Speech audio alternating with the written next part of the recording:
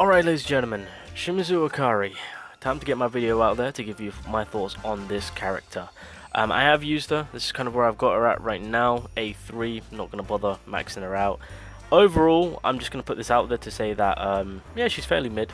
I still stand by with what I said when it came to the live stream, when it comes to initially looking at her kit, to say that this isn't a chase character. I really wouldn't concern myself going crazy for this character. If you want to go by getting this character through the custom draw banner, you can do so. If you want to save, that is honestly a valid option. You don't need this character. You can quite easily go about getting this character at a later time.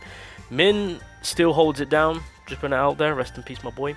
However, I will say that with each of the healers, there is a specific role that they play to where how they can affect each DPS, because obviously with light typing right now we've got 2 DPS, so yeah, we got a little bit of a buddy system going on, and I'll get into that in just a second. So just a quick little reminder on what we're working with. HP increase with the weapon itself, and then of course if Shimizu Akari is equipped in her own weapon, when Echo of Light effect is activated on the light team members, increases light damage of all team members by 8% for 8 seconds.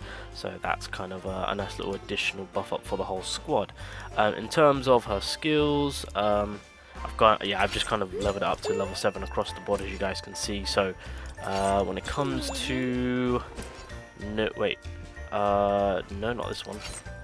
When it comes to the second skill, when the user uses the skill, it activates the Holy Fire effect on the light team. So Holy Fire activates the Echo of Light effect. It charges the user's power gauge by 0.6% every 1 second, and it's on for 24 seconds. And then Echo of Light gains a shield equal to 2% of Shimizu Akari's max HP, stacking up to 15 times. So this is bit of a W, I must say. So the whole team's gaining that shield play, so that should always give you guys an idea on the whole buddy system, as I've just mentioned. Support skill, of course, gives the QTE, my bad, QTE, you get the Divine Flame, so increases the target's light damage taken by 1%, stacking up to 10 times, so you can get that 10% going in there. It's on for 24 seconds, so you've got to be very quick about getting that 10 in, so that way you can get that increased damage, of course. And then of course with the support skill, the Brilliance effect is still in effect, 8% across the board. Obviously if you get to A5, it goes to 16%, so pretty standard on percentages. They kept that the same. The ultimate, when you activate that, it will activate the Ring of Fire effect, as well as when the user uses the skill, it grants the Brilliance effect to the light team members. So Ring of Fire increases the target's light damage taken by 12%. When this effect is applied, it removes all Divine Flames, unfortunately, and they cannot be reapplied. When the effect ends, the user gains 5 instances of Divine Flame effect, so gets some form of refunds. And then Brilliance, which affects the whole team, increases damage dealt by 8%, increases critical hit rate of the basic skill and ultimate skill by 8%, and then instantly restores HP equal to 8% of Shimizu Akari's max HP. So yeah, if we had that at A5, that would have been at 16%, so that would have been pretty nice. So going over the passive, the Truth Seeker of Divine Flame effect is activated at the start of the battle. When the user uses Light of Dawn Devastate, turns into the Heavy Attack Devastate. Increases the user's damage by 100%. When the user is hit while using Dash, it activates Extreme Evasion, deals damage to nearby enemies, and inflicts the stun effect. This is insane, I will say. Every time you do Extreme Evasion dodge, enemy just stunned. Stun. You thought Harper's stunning was pretty OP and so clutch, because it is. The consistency from Akari's stunning, it's it's ridiculous. That's my one thing that I love about this character. So yeah, passive not too bad on that part.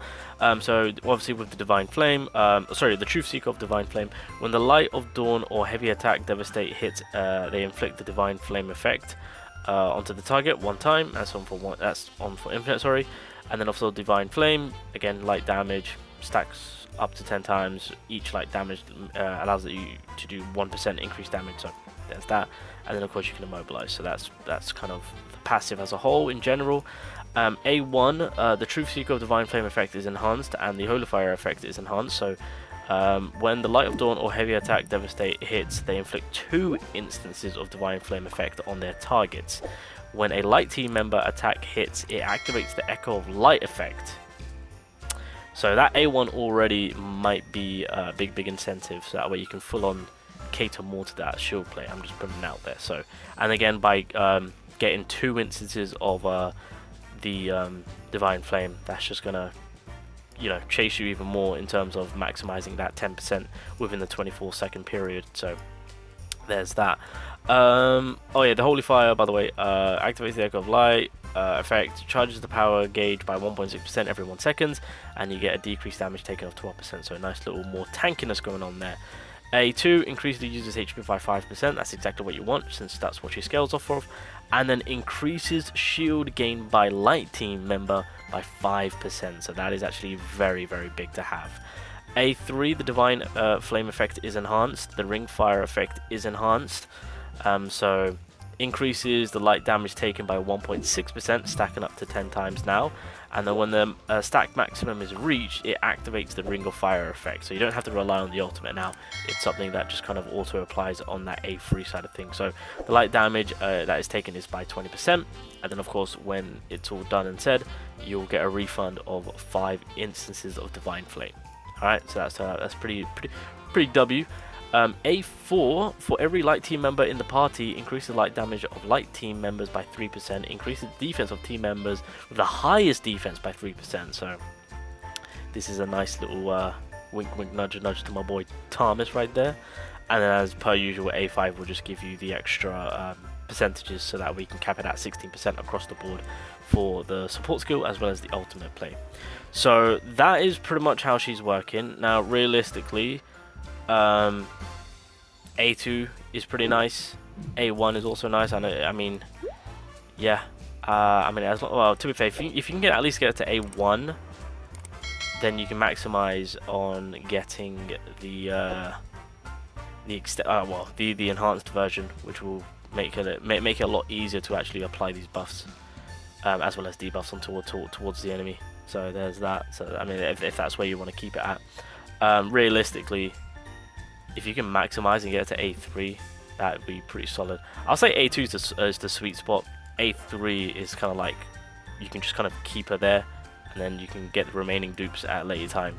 But A2, I would say, is a nice little sweet spot. Now, with all that being said, I did do a run between Min, because obviously Thomas is the main DPS that we're using right now, and between her and Min, of course, the way I'm looking at it is Min is Cheyenne support, Shimizu Akari is Thomas's support. I mean, it's kind of self-explanatory, especially with going through her kit, with all the light damage increase. Obviously pairing that up with Gogan here, that's fantastic, right? You can really maximize that increase of light damage towards the enemy, and of course with that shield play too, that benefits his Thomas even more, because again, the greater the shield that we can apply onto that man, then the better the outcome of damage that he can produce. So with how she is specifically working, I kind of it was a bit of a given to say that was ultimately how it was going to end up, that she is the buddy pair for Thomas. Not to say that Min doesn't work, he still does, that's completely fine, but with Akari Shimizu on how she's working, it all leads towards to have more support for the boys team. Cheyenne is still decently well. I mean, she can still work completely fine with Shimizu, but I feel like Min, especially with the whole power gauge, on how that works and how you can really maximize that on an instant, because of course you get like a 50% increase in the power gauge instantly through the QTE from Min. Of course, that will help you out more for the Cheyenne support. So yeah, that's kind of how I'm breaking it down, and that's kind of how I'm going off for it. And plus, with all the buffs that you're gaining from Shimizu, it's more of a damage output, more of a consistency of a damage output for Thomas than if you had him up with Min. So I think what I am going to do is, you can really maximize it too, because obviously you've got to keep in mind with Go, he can also you know, make sure that we can do more damage towards the enemy by giving them that debuff. So having that link up between Go and then Shimizu, of course, and then leading that with what do you call it, Thomas, to then extend the shield barrier even further more. Yeah, the damage output is just going to be like, it's going to hit the sweet spot. And if light typing is catered to in the future, of course, in terms of like the next Monarch, whenever the Workshop Brilliant Light gets added or updated for the next part, of course, I think with light typing right now, we're going to be chilling. We're going to be good. Okay, so let's bring Akari in here. She just, okay, I don't know what Akari. So just to give you guys an idea on how she works. Oh, okay. Well, I completely missed, so that's unfortunate. So we've got 4 stacks. Dodge, stun. There we go. And then I kind of messed up there. Dodge, stun, dash forward, dodge, stun. Oh, I love. Okay, see, this is what I mean. Dodge, stun. It's so cheesy. Oh god, hit me again. Oh, I didn't look there. But then we'll do the ultimate. So we don't have to go for the 10 stack, and then we can bring out what do you call it? My boy. Thomas. Obviously, I didn't maximize it with Go's buff, but that's fine. But yeah, when it comes to with what Thingy provides us, yeah, it's the damage output is for me it's a way more big of a jump than to have in Min, and I'm gonna stand by that. I'm gonna stand by that. So yeah, I think my overall thoughts on Shimizu Okari is. She's decent. I don't want to say she's mid, because I feel like with what she brings to the table, especially for the light team now, especially with the more revamped, updated light team, it's actually pretty beneficial with the damage increase that she does give us, as well as the healing through the ultimate. Obviously, she's not that much of a healer through her skills. But in terms of damage boosting for the newest boys, in terms of the light team, it is very nice. So I want to say above mid, but you don't need to chase her, you don't need to go crazy for her. If you do want to have a bit of a breather, if you do want to get her at another time, get her at a later time, honestly, you can do that so comfortably. Min is still kicking ass. So if you're sitting there running low on tickets, running low on